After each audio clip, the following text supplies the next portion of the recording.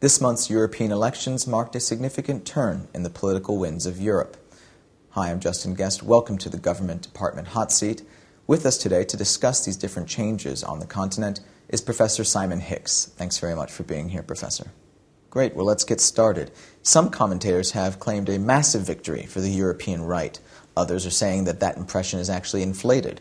What do you think? Well, there's a difference between the extreme right and the mainstream right. There's been a lot of publicity about the rise of the extreme right in these elections. The British National Party, for the first time, won 2 seats in Britain.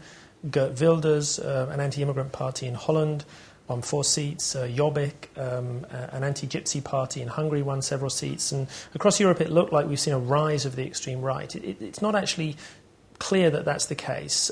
These elections, European elections, are always protest elections in which extremist parties do well. So it just happens that this time these parties have made a breakthrough, but there's also been votes for the extreme left as well. We've seen the extreme left do well in Germany, we've seen the extreme left do well in France. So it doesn't look like there's any more extremist voting this time than there is normally in European elections. The big difference, however, is that the centre-right parties have won, have done very well. It looks like the economic crisis at the moment has favoured parties on the centre-right. So whether they're in government or opposition, voters tend to have flocked to them. And this has been the case in all of the big member states. So we saw that in Britain with the Conservatives in opposition. We've seen it in France, in Poland, in Germany, in Italy, where the centre-right are actually in government. They've done well in these elections despite the fact they're in government. So normally governing parties lose these elections and opposition parties win. But this time round we saw governing parties in several of the big states win, and they tended to be parties on the centre-right.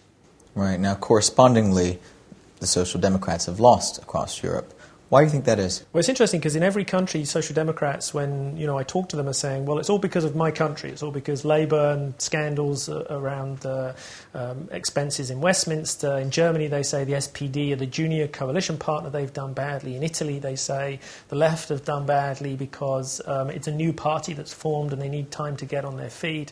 And in Poland, they say we've done badly because the party has sort of collapsed in recent years. So all across Europe, they come up with a sort of local excuse. Well, something systematic must be going on. And what I suspect is happening is that the economic crisis means that the centre-left voters are turning away from these parties because the centre-right have taken on a lot of the baggage of the mainstream centre-left. So centre-right parties across Europe are now saying we're in favour of large public spending programmes to get the economy moving. We're in favour of regulation of financial markets. 5-10 years ago, they were opposed to these things. So the centre-left are saying, where are they going? They haven't got anywhere to go. So it's their voters who are either voting for these centre-right parties in government saying, yes, that's the policies I'm in favour of, or they're voting for more extremist parties, or voting for Green parties. We saw Green parties do very well.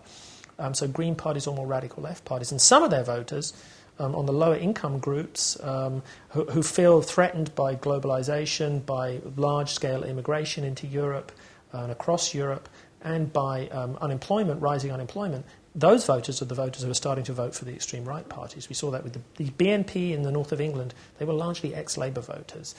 Geert Wilders' party in Holland, these are largely ex-Dutch Labour voters. And Jobbik in Hungary suggests that those voters are largely ex-Social Democrat voters in Hungary. So it's interesting how these voters on more lower income levels are abandoning those centre-left parties and going more extreme.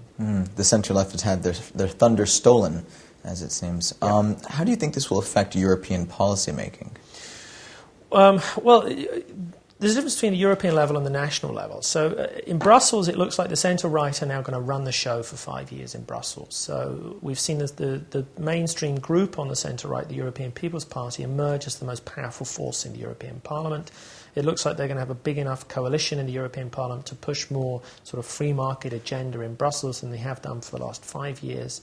We've now got, in a sense, unified government in Brussels. We've got centre-right majority in the Commission, centre-right majority in the Council, centre-right majority in the European Parliament. So I think we're going to see the EU pushing quite a sort of liberal free market liberalisation agenda in the next 5 years. So we may see EU moving even more in that direction than it has in recent years. At the national level, it's hard to know. I think what we're going to see in the coming years, a lot of these social democratic parties are going to have to think about how they react in some way. How do they address the concerns of those voters who are being laid off, of those voters who are feeling threatened by migrants. It's very difficult for Social Democrats to think about how to address that, but I think what they need to come up with are some kind of policies that get these workers back, get these people back in jobs so they don't feel so threatened by migration. And many of those people, many of those voters, weren't even at the polls this time around. Turnout was very low. Turnout was around 40%. Turnout has sort of gone on decline in these elections, but it's been around 40 to 45% in the last 3 European elections. So, on one hand you can say these are mid-term elections in a national election cycle. Around 40% is not too bad. US congressional midterms are around 40%. Local government elections in Britain are around 40%. So it's not that different.